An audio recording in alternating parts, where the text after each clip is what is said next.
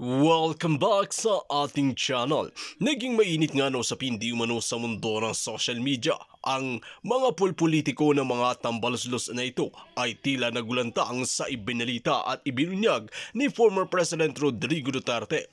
Dito nga natin makikita mga kaibigan na talaga naman nakakainis at talagang wala na yatang pag-asa ang ating bansang Pilipinas dahil nga sa mga tambaluslos naghahaman sa kapangyarihan at sa salapi dahil talagang hindi na nila tinutupad at hindi na nila ginagawa ang kanilang mga trabaho bilang isang politician.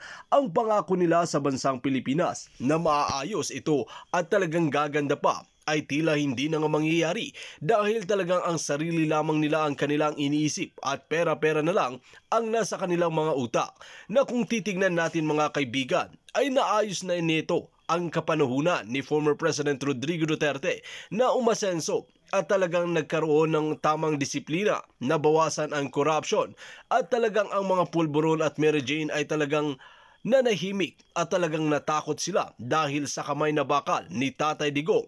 Well mga kaibigan, inamin naman ni Tatay Digong na hindi talaga perpekto ang kanyang pamumuno, ngunit ginawa niya ang kanyang makakaya para paglingkuran ang bansang Pilipinas at may isang salita nga ito. Ngayon nga ay talagang sising-sisi ito kung bakit nga ba talaga hindi siya tumakbo muli bilang Pangulo ng bansa natin. Dahil nga kay Kuting na ito ay talagang sayang din ang binigay na second chance ng taong bayan, lalong-lalo na si Tatay Digong. Well mga kaibigan, para nga sa karagdagang impormasyon, panoorin nga natin ang buong video. At kung bago ka lamang sa aking channel, huwag kalimutan i-click ang subscribe button at notification bell para lagi kang updated sa ating mga bagong video. At para sa solid viewers natin dyan, maraming salamat sa walang sawang pagsuporta. Ibig sabihin, papatay ni PRRD. Ang ibig sabihin nun, patay sa balitaktakan. Punta tayo. Isa pa sa advantage. Pag tumakbong congressman, at sigurado mananalo tong congressman kung si congressman ang tatakbuhan ni PRRD. Pangalawa,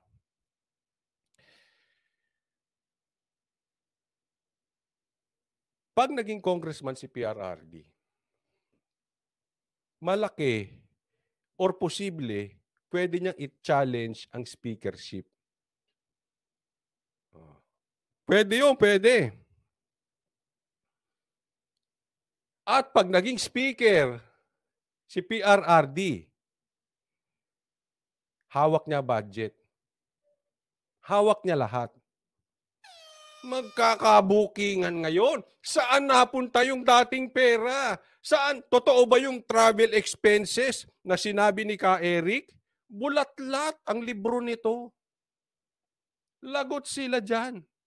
Kay manalo, ay sigurado mananalo, pero maging speaker man, iboto mang speaker si PRRD o hindi, ang pagkakaupo niya dyan, bulilyaso yung trabaho ninyo.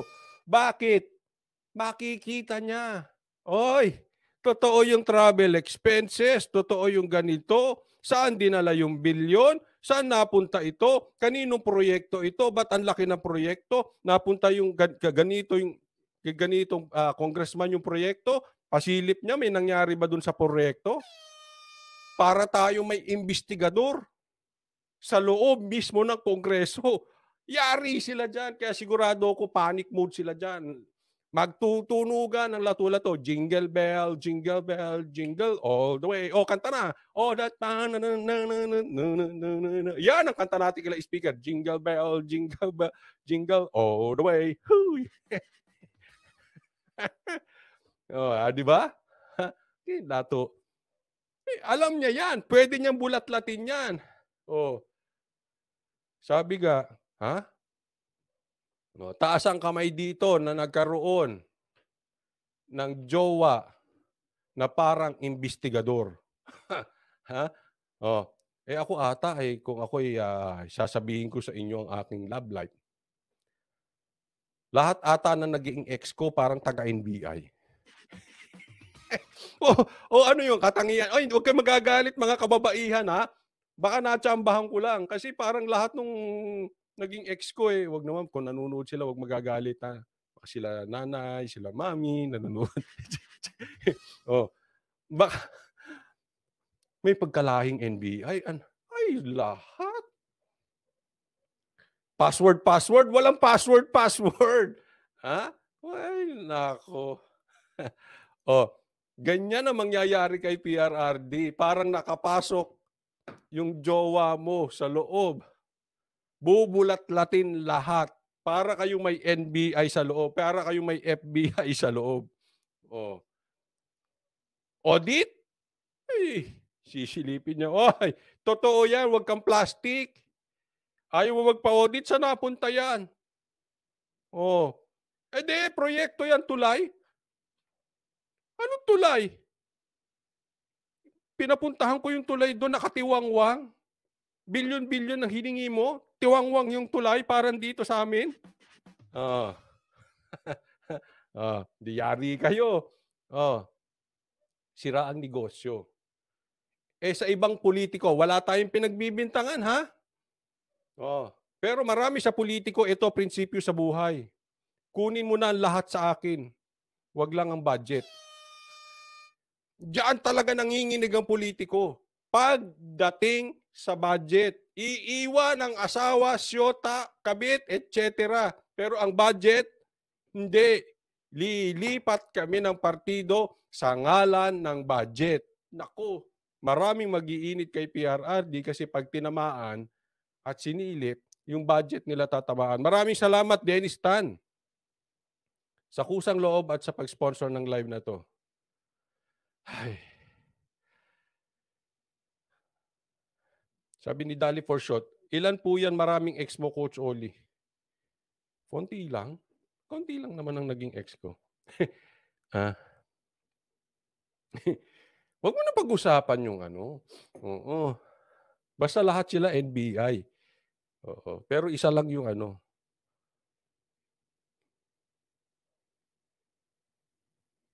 Basta. Tuloy tayo. Tuloy. Ano ba yan? Teka ha.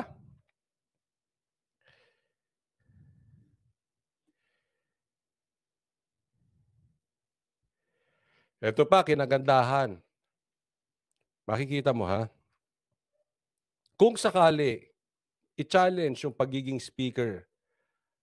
Kung sakaling mahalal si PRRD bilang speaker, o kahit hindi man, yung mga oposisyon, tandaan natin, kung may silent viewers sa YouTube, sa Congress, merong silent opposition. Kahit anak niya nandiyan dyan eh. Nandyan sila hindi lang nagsasalita. Pero, pag pumunta dyan si PRRD, lalo na kung naging speaker, tatapang. At saka, baka yung umalis sa partido niya magsibalikan. Bakit? Kasi pag speaker ka, hawak mo yung pera. Hindi. Ato, real talk lang. Ako yung nagtatanong lang. Ha? Huwag po kayong magagalit sa akin. Palagay mo ba, yung mga congressman, gusto talaga si Speaker Romualdez kung hindi lang dahil sa proyekto? Hindi ko alam, nagtatanong lang. Malalaman natin yan kung ang maging speaker ay si PRRD. Tingnan natin kung iiwan si Speaker Romualdez. Imagine niyo ha, challenge. Naglabasan ngayon yung oposisyon. At nung naglabasan ng oposisyon, nagkaroon ng parang dyan sa Kongreso. Nagkaroon ng botohan at napaltan si Speaker. Doon natin malalaman kung marami talagang kaibigan to si Romualdez o dahil kaibigan lang siya dahil sa proyekto. Dahil pag hindi na siya speaker, wala na siyang silbi. Hindi na siya ang magbibigay ng proyekto. Sino na? Si PRRD na. Malalaman natin dyan yung mga sip-sip. Lilipat ulit siya kay PRRD. Oy, dito na kami kay PRRD. Ditatapang ang oposisyon ngayon. Rudy Sidor, maraming salamat. Sabi niya, thank you Coach Oli for good information and fighting for truth. Thank you Rudy Sidor. Thank you sa kusang loob at sa pag-sponsor ng live na to. Yes po, tuloy-tuloy tayo, lalaban tayo dito. Ngayon pa lang, exciting na ako sa mangyayari sa 2025, Rudy Sidor.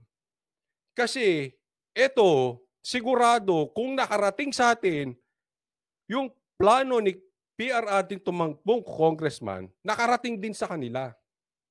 And the fact na nakarating sa kanila, sigurado maraming ibabato kay PRRD pagpasok ng session. Kasi delikado. Mas gugustuhin pa nila manalo si PRRD o maging senador kaysa congressman. Mas delikado siya pag naging congressman. Kaya sigurado babatuhin ang Duterte. Umasa na kayo hanggang 2025, kakanain ng Duterte, sasabuyan talaga ng bahuyan. So, magiging exciting tayo ngayon. Dahil they will do their best, wag maging congressman yan si PRRD. Sira negosyo dyan.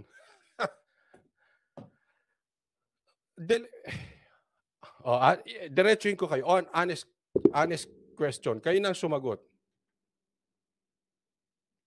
Kung hindi si Speaker Romualdez, hindi speaker, at si PRRD ang speaker, ilan kaya ang totoong kaibigan ni Romualdez? Ilan ang mananatili kay Romualdez? Di ba? Dahil sigurado, tatapang ang oposisyon. Yan po ang talagang branding ng Duterte. Diyan po ako believe sa Duterte. Leadership.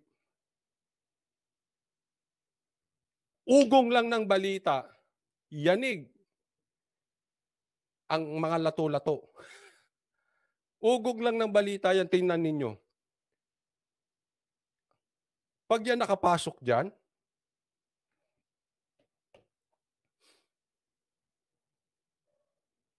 tingnan mo, parang ano yan?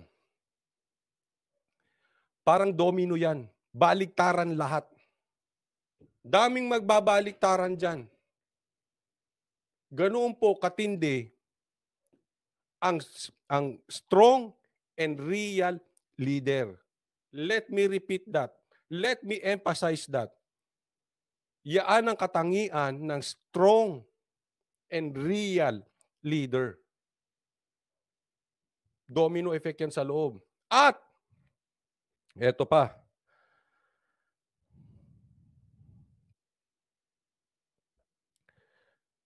lagot ang mga rebelde black. Imaginein mo. Magpi-privilege speech ngayon si speaker. Kayong mga rebelde, tandaan ninyo may immunity yan. Pag nag-privilege speech ang isang congressman, may immunity, hindi mo pwedeng i-demanda yan. Kaya nga matatapang yung iba dyan eh.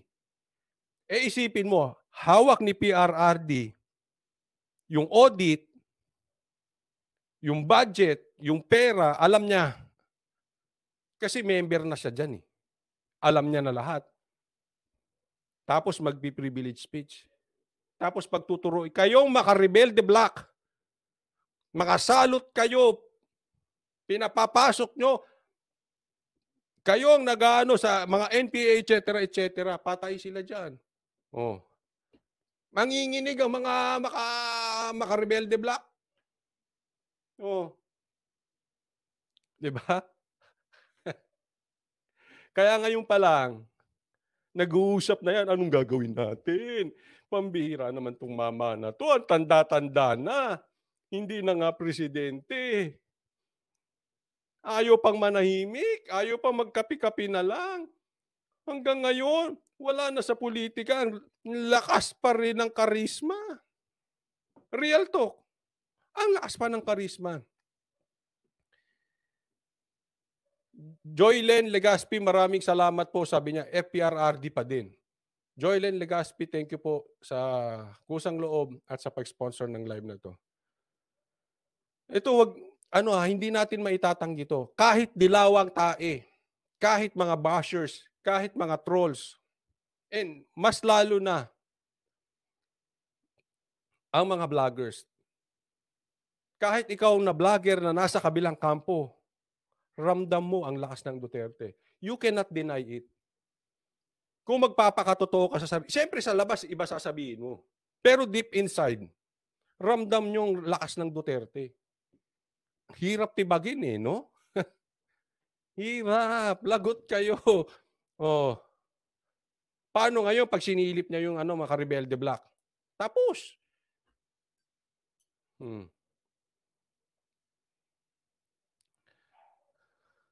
Tapos sila dyan. Oh. Paano kayo nila ididemanda? May immunity na. Di ba? Kaya PRRD, huwag ka lang tumakbo. I changed my mind. I agree with you. Congressman na lang. Hindi ko nakita yun. Nakita nyo ba yun? Did you see it coming? All along, tinutulak natin siya maging senador para may numero ang Senado. Pero may punto no? May oposisyon sa Senado, medyo mahina nga lang. May minority, mahina. Pero asan ang problema natin talaga ngayon? Ang talagang totoong problema natin ngayon, number one, let's be honest, press freedom.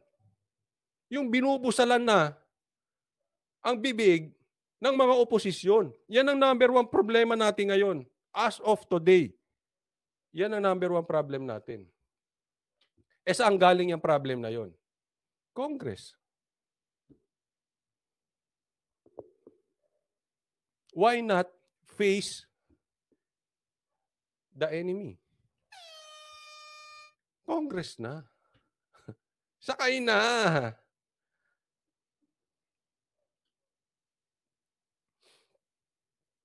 Kaya PRRD, I suggest, huwag ka muna magmotor, be safe, kain ng mga healthy food para maging malakas ulit kasi magiging vibrant. Ang 2025 election, magiging exciting ang 2025 election at kailangan ka talaga sa Congress. Masilip. Yung ayaw magpa-audit, silipin mo na, ito. Bakit? Ba't hawak mo yung pera na yan? Bakit sa kanya lang napunta? Bakit itong, pwede niya questionin lahat yon. At tatandaan natin, hindi po sa nagbibintang tayo pero iba po ang karakter ni PRRD. Si PRRD walang pakialam sa proyekto. Si PRRD walang pakialam sa pera. Kaya pwede niya questionin lahat kahit ako hindi niyo ako bigyan ng proyekto kasi wala akong pakialam sa pera. Napatunayan na po yan ni PRRD. He is not after the money. Kaya, pwedeng lehitimong oposisyon. Pwedeng questionin lahat. Hindi yan matatakot tanggalan ng proyekto. Para tayo nagkaroon ng accountant sa loob. Para tayo nagkaroon ng NBI sa loob. Di ba? Ang dami. Kaya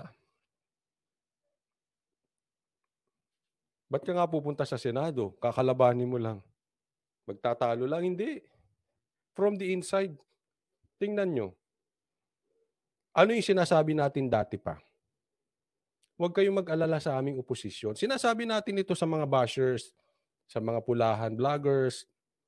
Huwag kayong kaming mga hindi naniniwala sa Uniteam na pinagmumura nyo pa kami, yung mga vloggers nyo, pinagmumura kami kasi hindi kami sumuporta sa Uniteam. Okay, ngayon, sino napatunayan namin? Kami ang tama. Di ba?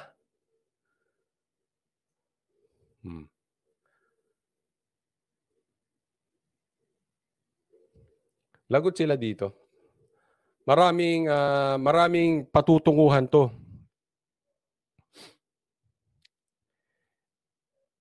Isa pang kinagandahan nito, magiging iba. Napansin nyo ba? Medyo naging iba ang parang nagkaroon ng ibang kultura ang Congress ngayon. Pansin nyo, no? Pero pag pinasok ni PRRD yan, posibleng maging iba ulit ang kultura ng Congress. Lalo na kung siya ang magiging speaker. Kasi call niya lahat eh. Nasa kanya yung pera. Siya mag-a-allocate ng proyekto. Mababago yung gumagalaw na kultura ngayon sa loob. Hindi natin alam kung anong kultura yan, but one thing for sure, yung nakikita natin. Binubusalan ng SMNI, binusalan si Ka Eric, etc. etc. Yan po ang kanilang leading. Mag-iiba ngayon ang kultura.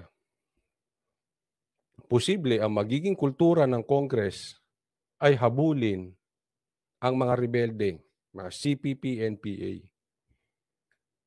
O tama, BD Montero, Coach Oli abolish ang party list, pwede rin. Isa yan sa pwedeng mangyari dun.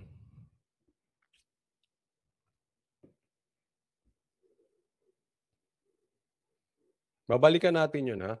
Yung pagdating sa budget, ito po ay hindi chismis, hindi po ito marites. Proven na po ng Duterte yung kanilang lifestyle. Kahit mag-lifestyle check kayo, hindi po magarbo. At pag pinalitan ni PRRD ang kultura sa loob, na hindi puro-puro proyekto or maging prioritize na ang kanilang main project ay habulin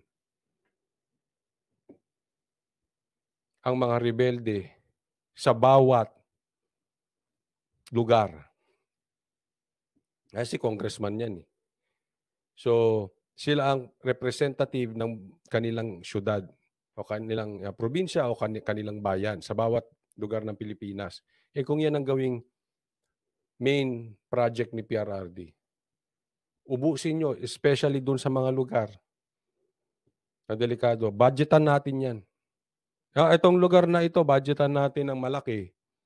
Sige, Congressman A, dahil maguro sa lugar mo, sugpuin mo ang mga rebelde dyan. Ito sa'yo.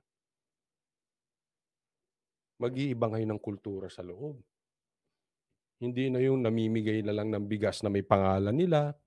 Hindi na yung magbibigay ng 3,000 ayuda, 5,000 ayuda, etc. etc. Diba? Mag-iiba ngayon. Yung paglinis ng peace and order. Maganda yun. Ha? Sabi ni Maria, kawawa naman si Mix Rograles kung i-abolish ang party list. Kaya niyang takbuhan para manalo. Hindi. Kaya ba niya manalo si Nograles? Hindi ko alam. Kayo nang bahala. Franz Castro, kaya ba manalo niya? Pwe. Raul Manuel? Brosas? Walang panalo yan mga yan. Nakatago yan sa ilalim ng party list lang. Sabi ni Leti dyan, yes, Coach Oli, dapat itama po ni PRRD ang pamamalakad dyan. Correct. At pag nasa loob yan. Kaya nga sabi ko sa inyo, this will be exciting. At ito po itong info na ito ilalabas sa susunod na araw. Kasi, definitely, hindi pwedeng hindi nila alam. Ganda nung sinabi mo, Karaoke Berto. Sama nyo na sa Inodoro ang One Rider. Oo nga eh. Itong One Rider, wala talaga. Tama, Karaoke Berto, sabi niya.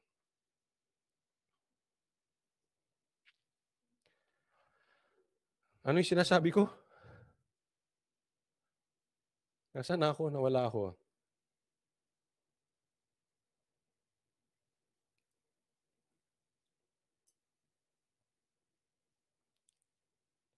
Maria, kaya nga kawawa, sabi ko coach, dahil kung ibang posisyon ng takbuhan ay nga na yan. Facilidad, Maligad, ang tatakbo sa 2028 mga manifest. Ano yung sinasabi ko? Nawala ako eh.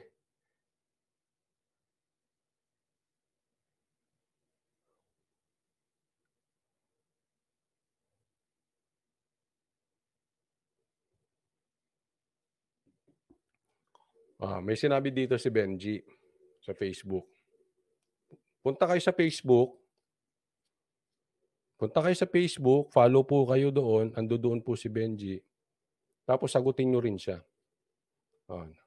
Sabi niya, nagpapatakaw ba? Hahayaan ba yan na umupo yung matandang hukbukan na yun? O yun.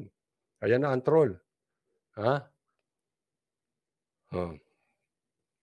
Anong palatandaan ay isang troll? Wala silang argumento. Ang gagawin lang nila, titirahin yung personalidad. Ad hominem. So binanatan niya yung matandang hukluban na yan. Bakit, Brad? Yung tatay mo ba hindi matanda? Bakit, Benji? Yung lolo mo ba hindi matanda? Kung ikaw ay hindi matanda, anong problema mo sa matanda? Sige nga, matanong kita, Benji. Anong problema mo sa matanda? Masama bang maging matanda? Wala ka bang tatay o lolong matanda? O hindi kayo inaabot ng katandaan dahil hindi natin alam kung ano ginagawa nyo, kaya kayo puro bata.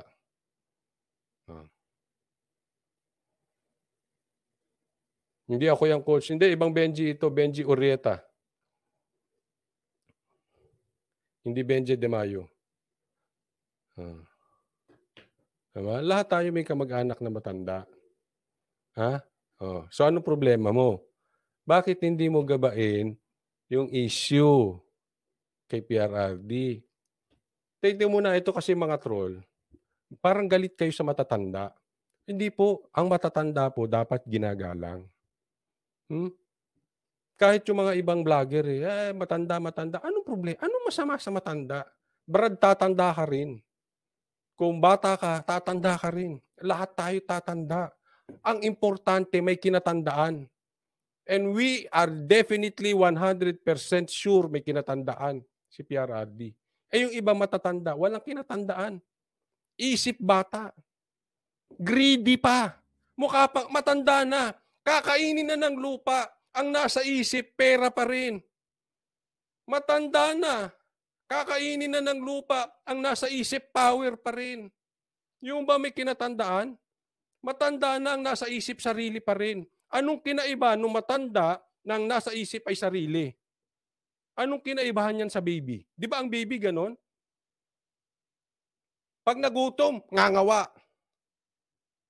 Walang pakialam kung may ginagawa kayo o ganon. Yun ang matanda na parang baby.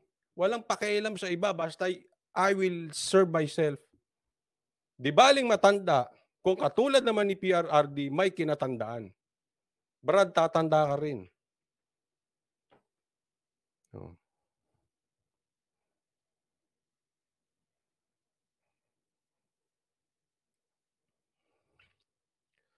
Sabi ni Kayla, Boss, Coach Oli, ang tanong, paano naman magiging speaker si Tatay Diggs? Boss, aantayin pa niya 2028? Hindi. Alam mo, pwede ka maging speaker through the initiative of the Congress. Hindi kailangan ng 2028. Kunwari, nanalo siya 2025 bilang congressman. Si PRRD, maging speaker o hindi, magiging epektibo bilang congressman. Naipaliwanag ko na po kanina. Pero pwede rin siya maging speaker. Kasi yung mga takot, yung mga sumisip-sip lang kay Romualdez, yung dahil nabibigyan ng proyekto, hindi natin alam, for whatever reason, tatapang yan. Pag andyan na si And then initiate na mag-change ng liderato. Botohan lang po yan. Kaya nga tandaan nyo, natakot sila kay dahil akala nila may kuditang nangyayari kay GMA. Kaya nga dinemote si GMA Kaya nga nagalit si Sara at tinawag na tambaluslos si Romualdez. For what reason? Dahil yung balita na may plano itaob ni GMA, totoo man or hindi si Dito nga natin makikita mga kaibigan ang karumal-dumal nga na ginagawa sa bansang Pilipinas na ngayon nga ay talagang pinapakita na ni Tatay Digong ang kanyang interes na bumalik muli sa pagkapolitisyan at paglingkuran ang bansa nating Pilipinas na talagang kawawa sa kamay ngayon ng administrasyon na ito. Ilang taon pa ang pagpapahirap na ito kaya naman talagang pinaplano na nila na magkaroon ng EDSA Revolution muli dahil nga talagang hirap na ang taong bayan at talagang nagmamahal ang mga bilihin at pera-pera na lang din ang utak ng mga politiko na ito.